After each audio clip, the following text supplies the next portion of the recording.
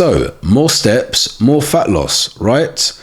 Not so fast. Here are the 3 things you need to be aware of. What's going on YouTube, it's Jason, and in this video we are going to be discussing everything steps, but more specifically how to get shredded with your step count.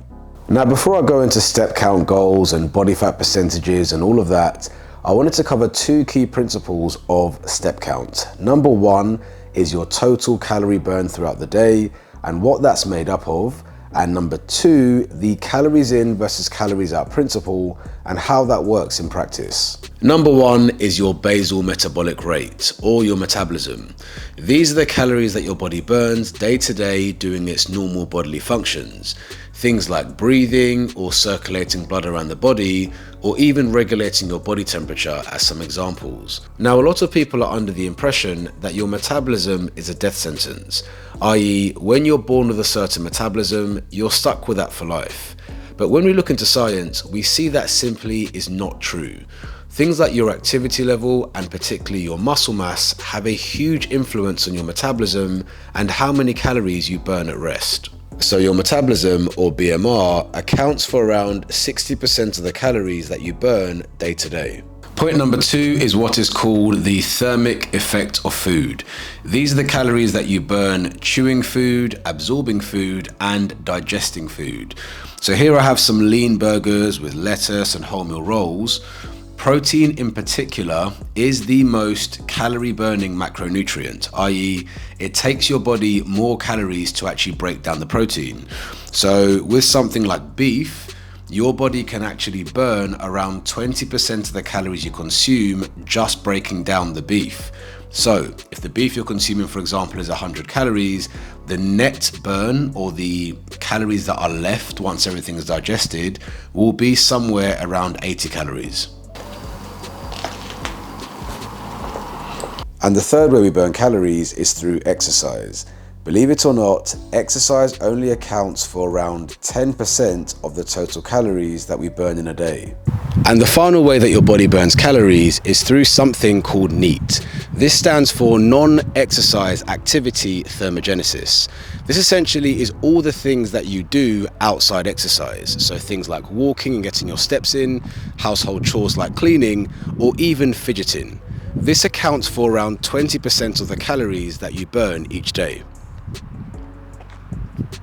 Side note, this is why I kind of hate the Whoop. It doesn't track steps. They say it's not important. Steps are important because they burn more calories than the exercise that you do. And the second thing to bear in mind when looking to lose body fat is that calories in versus calories out kind of works like a seesaw. So you either need to be looking to burn more calories through things like steps, or consume less calories, or a bit of both. So putting it all together, what are the general step count guidelines if we want to get lean? Well, I would say anything from 0 to 5,000 steps a day is a pretty sedentary lifestyle. And if you're trying to get lean, you have got a very tall order trying to get lean when you are this inactive with your lifestyle. Your calories are going to be so low if you're doing these sort of steps that you probably can't maintain any sort of fat loss or deficit practically long term. And if you can't maintain something long term, you're not really going to get that lean, because being lean takes time. The next level up from that, I would say, is what I call the sweet spot, and that is somewhere between 7,000 and 8,000 steps a day. Contrary to popular belief, 10,000 steps is not like the benchmark for an active lifestyle. This was literally a made up part of a marketing campaign back in the 60s, the Tokyo Olympics. They said 10,000 steps a day was great to sell pedometers. There is no scientific backing behind 10,000 steps. If you are moving 7,000 to 8,000 steps a day, you are doing about an hour of activity per day. You should be able to lose body fat at this level. The next level up from that is what I see as a very active lifestyle, to be frank. If you're doing anywhere from 10 to 14,000 steps a day, you are good. Like, you're living an active lifestyle. If you want to do more, you can, but you're pretty good and you have absolutely nothing to worry about. This is what I call the insurance policy step count range. Anything from 15,000 steps or above per day is elite.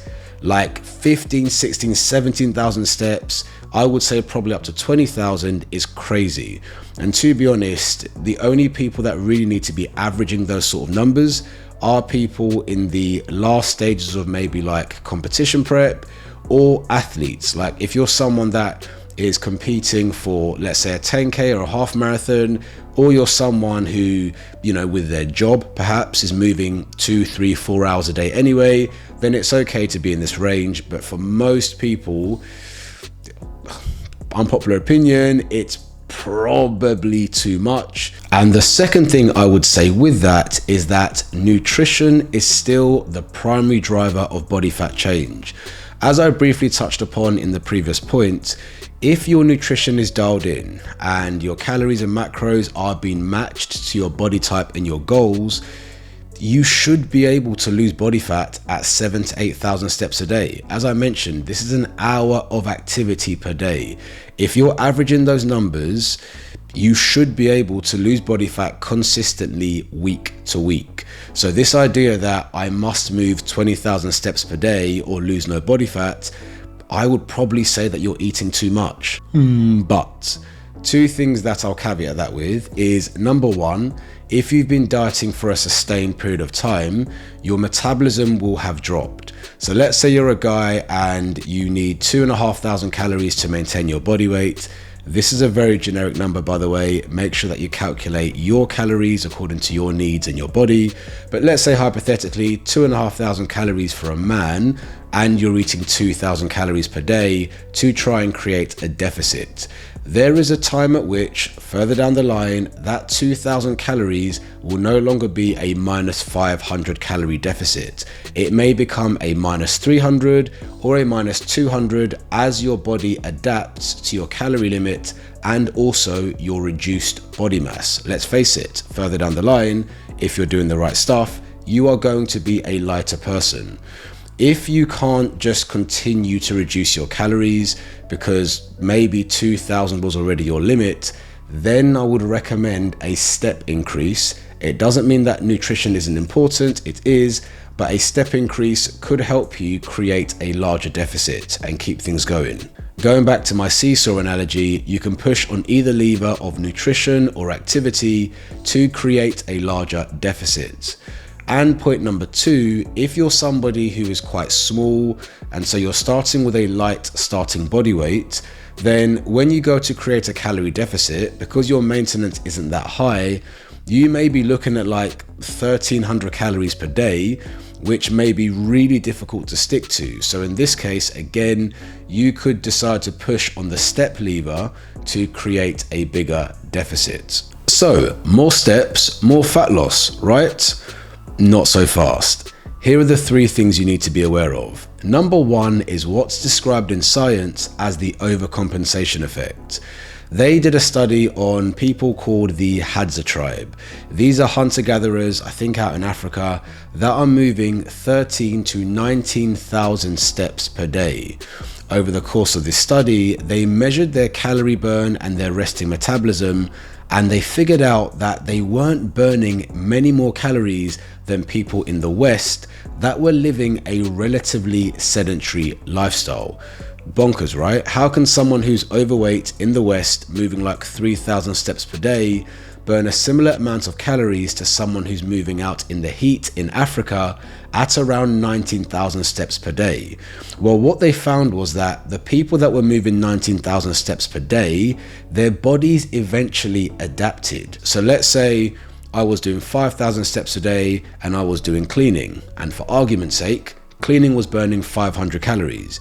If I start moving 20,000 steps a day, my body would only be burning maybe 200 calories with the cleaning, because it realizes that, Jason is moving much more on the other side, and so we can't give too much away.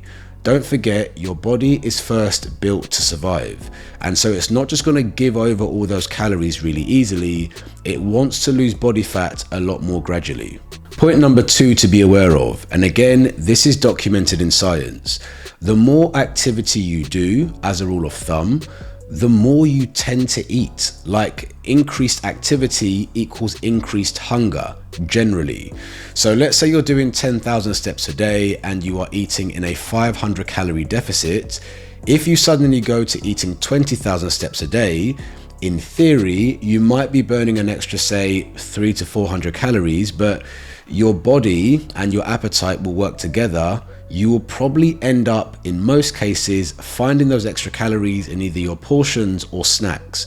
And so a lot of people have this kind of conundrum where they're like, I'm moving more, but I'm not burning any body fat, I'm not losing weight. And yeah, it could be the overcompensation effect as discussed, but in most cases, it's actually that you are also more hungry, and so it's harder to stick to your calorie deficit. So something to be aware of. And the final thing to be aware of is body composition influences and muscle mass. If you are moving like 2 to 3 hours per day, you are going to accumulate a lot more fatigue. You are going to be a lot more tired and low on energy and stressed. That doesn't really create a helpful environment for muscle growth or muscle maintenance. And so I found this in the past, when I'm doing like 20,000 plus steps per day for a long period of time, I can't lift as much sometimes. Like, I go to the gym and I'm drained.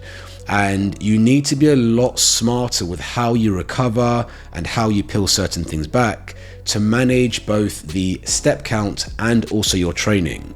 So most people that aren't advanced or clever with their recovery strategies would increase their steps drastically at the detriment of their weight training. Remember, if you are going to get shredded like 12% or less, you are going to need to keep one eye on fat loss, but the other eye probably even more so on your muscle mass. So yeah, that's everything. Remember, activity and muscle mass are the two things that you can use to influence your metabolism, but activity can't always be relied upon because of the overcompensation effect and increased hunger, but muscle mass in every case can be relied upon.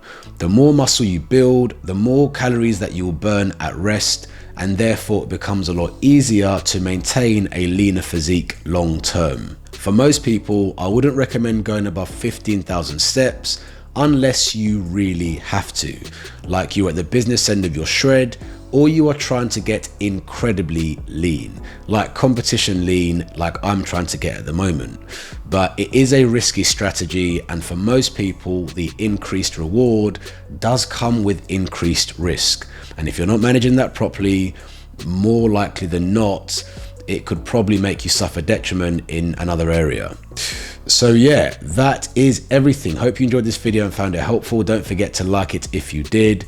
Comment below, let me know how you've got on with steps. Let me know how many you're doing in a day and the results that you're getting from that. Don't forget to subscribe to my channel to follow me on this journey, and I'll see you again soon.